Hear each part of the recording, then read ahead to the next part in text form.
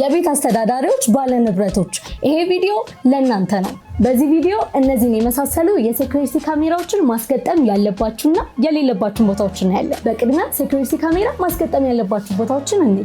አንደኛ በስራና በመኖሪያ መግቢያና መውጫ ጋር ልክ እንደዚህ በማስገጠም በዙሪያችሁ ያለውን እንቅስቃሴ መቆጣጠር ይችላሉ። ሁለተኛ ጨለማና ጠባብ ቦታዎች ጋር እነዚህ ቦታዎች በብዛት ለዝርፊያና ለአደጋ ተጋላጭ ስለሆኑ እርስዎ ይህንን ሁኔታ በደንብ እንዲከታተሉ ያስችለውታል። አሁን ደግሞ ካሜራውን መግጠም የሌለበትን ቦታዎችን እንገሩ። አንደኛ ካሜራ ፀሐይ የሚያገኝበት ቦታ፣ ይህም በሚሆንበት ጊዜ የምስሉ ጥራት ይቀንሳል። ሁለተኛ የሰዎችን ፕራይቬሲ የሚጋፉ ቦታዎች ላይ ለምሳሌ ወደ ሰዎች መኖሪያ ቤት አዙሮ መግጠም።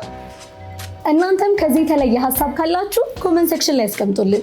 ኤ ቱ ዜድ ኢንጂነሪንግ ስንሆን መገኛችንም ጀሞ 1 ኖላ ህንፃ 4ኛ ላይ ያገኙናል። የቤት አስተዳዳሪዎች ባለ ንብረቶች ይሄ ቪዲዮ ለእናንተ ነው።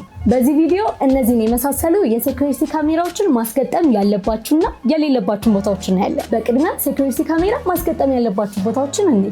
አንደኛ በስራና በመኖሪያ መግቢያና መውጫ ጋር ልክ እንደዚህ በማስገጠም በዙሪያችሁ ያለውን እንቅስቃሴ መቆጣጠር ይችላሉ። ሁለተኛ ጨለማና ጠባብ ቦታዎች ጋር እነዚህ ቦታዎች በብዛት ለዝርፊያና ለአደጋ ተጋላጭ ስለሆኑ እርስዎ ይህንን ሁኔታ በደንብ እንዲከታተሉ ያስችለውታል። አሁን ደግሞ ካሜራውን መግጠም የሌለበትን ቦታዎችን እንገሩ።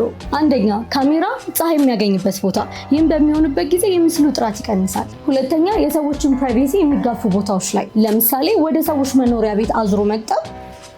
እናንተም ከዚህ የተለየ ሀሳብ ካላችሁ ኮሜንት ሴክሽን ላይ ያስቀምጡልን። ኤ ቱ ዜድ ኢንጂነሪንግ ስንሆን መገኛችንም ጀሞ 1 ኖላ ህንፃ 4ኛ ላይ ያገኙናል።